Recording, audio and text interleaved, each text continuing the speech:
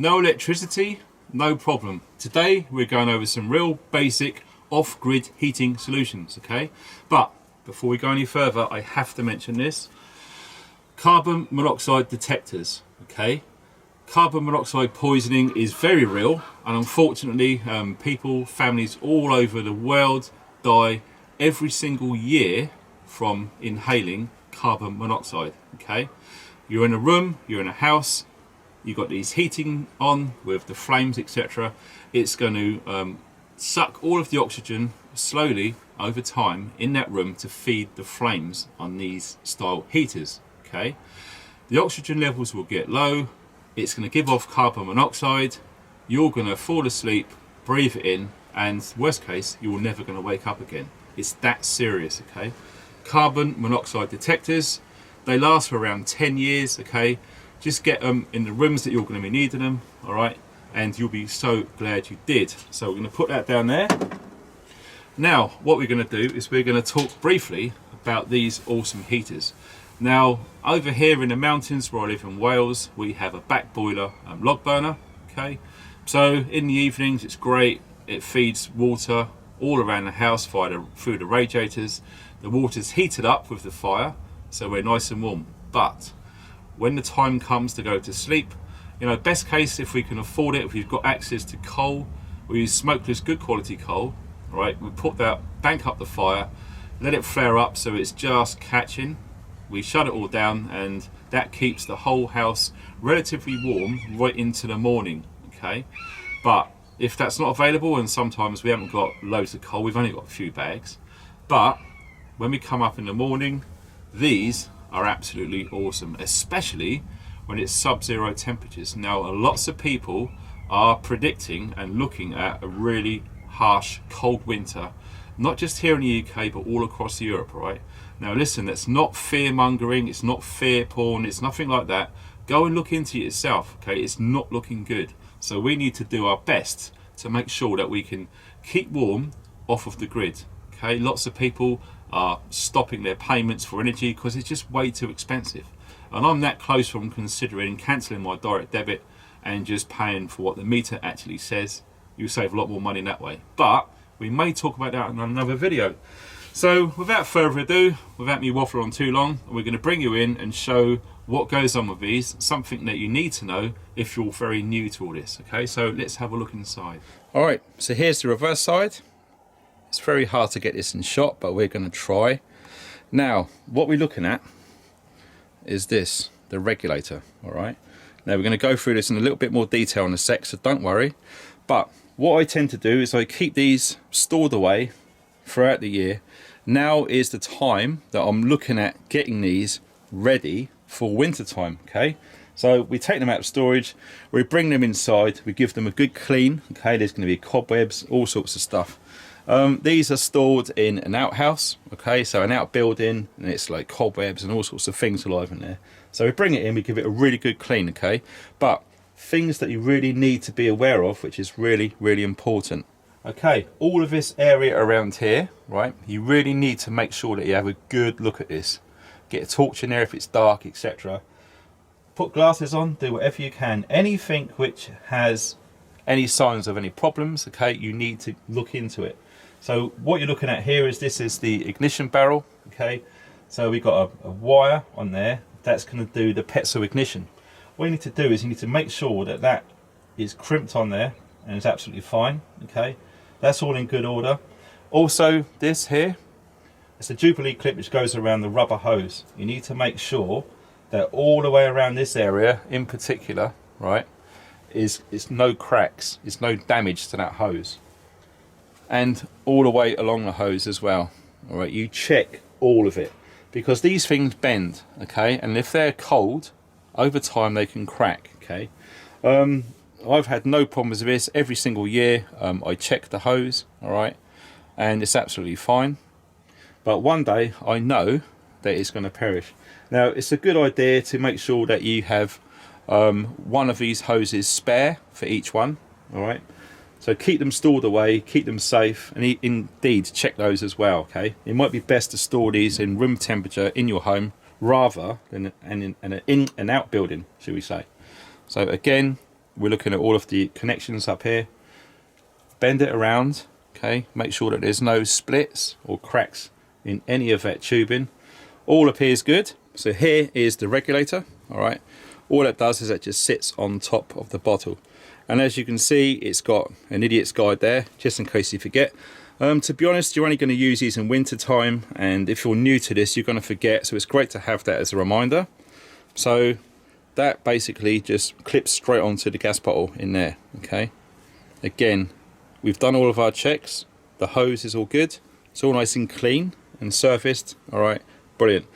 I refer to this as a coffin because, as you can tell, it's shaped like a coffin. All right, so the on position is facing, the coffin is facing upwards. Okay, to turn it off, you just turn it around and it clicks sideways. Okay, it's not moving any further. That's because there's a spring clip in that button there. So to actually remove this from the bottle, when you go to replace it, you just press the bottom and turn it, and that will just lift straight off the bottle with ease. Okay, so you keep it in that position, you put your new bottle on, you put that down, keep it flush, it's locked in that place. Okay, so as you can probably hear, that clicked. So when you're ready and you go to light it, you just point it upwards, okay, the coffin facing upwards, and you're good to go. So now your bottle's connected and it's turned on, ready. I prefer to use these. Okay, they're really affordable, and you look on the side there, you've got a window so you can tell how much fuel is in there, right? Make sure you've got a few of these because they're very inexpensive. I've got cheap ones and I've got expensive ones. They're pretty much exactly the same. Okay, so it's up to you what type that you want to get. For me, this is just so much easier because all I do is once it's full up and ready, I'll just put it in there and just click it and off she goes. So what you're looking at now is the ignition system, a very good close-up. Now what you're going to do is you're going to bring your lighter in there, anywhere in that window. Okay, you just light it and that will just get a flame coming up to these ceramic plates. Okay, so now you're looking at the control panel on the top. All right, that's the ignition one, which sometimes fail. Okay, so you got your spark there, so you hold that one down whilst you're lighting it and it will catch. You have to have that depressed, I would say, for up to 10 seconds. Okay, sometimes it hurts, so I tend to use my thumb. It's a lot easier to put pressure down on there and wait for it to go through the system and to catch. Once that's going for, I don't know, 5 or 10 seconds and you want full power, you just select this one, you just hold that down, let it all light up again, and you're absolutely going on all cylinders then. You can toggle between 1, 2 or 3 plates, all right, on these big ones. And obviously if it's really cold, you want all 3 as fast as possible, and you can control it that way. It takes a bit of getting used to, but once you've got the hang of it, it's really, really simple. So, very basic, very simple, as you can probably tell, but for me, the key thing to remember with these is always make sure they're maintained well, okay? You don't want them rusting, you don't want them wet, you don't want all of the terminals and etc. corroded, you don't want the ignition jets all blocked up and clogged. So always give yourself a good half hour per unit going over all of it, making sure it's crystal clean. All right, another thing is when you've got these, sometimes dust settles all around inside. It's a good idea to just remove this guard. It's only 2 posi screws. Remove them, take it off and give it a good wipe over, because what tends to happen is dust collects on there, and when you've got the flames heating up, it burns off the dust. It doesn't smell too good. Okay, and if you've got kids who've got asthma, it's just going to really aggravate their cough. Right, so like I said, these are fantastic because they come with wheels on the bottom. You can move them around from room to room. These are really heavy. Okay, the 15 kilos, I think when they're full up, they're like 38. They weigh a hell of a lot. Okay, so the reason why I've never showed inside here is basically it's exactly the same as these. There's no point going over all of that. So it all depends on what size room that you have. All right, we tend to use this one for our big bathroom and it's fantastic. Okay, so you get your carbon monoxide detector in there. Okay, you shut all of the windows and the doors, you light this, you leave that in the room for a good 10 minutes. It heats the room up nice whilst the bath is running, so little boys and little girls can have their little bath times without freezing themselves to death when they get in and out of the bath. Okay, as soon as they're done and dry, just turn it off, open the windows, let all of the moisture out and let all of the oxygen in. Okay, If you're really concerned and you're going to be using this for a long time in a small room, it might be advisable just to open some airspace, a window or a door, just a tiny little bit, just to get some oxygen in there. Okay. Usually, like I said, we do a bath. It's on for like 10 minutes. The bath takes 5 or 10 minutes, and then that's it. So 20 minutes in total. We don't really bother about opening the windows.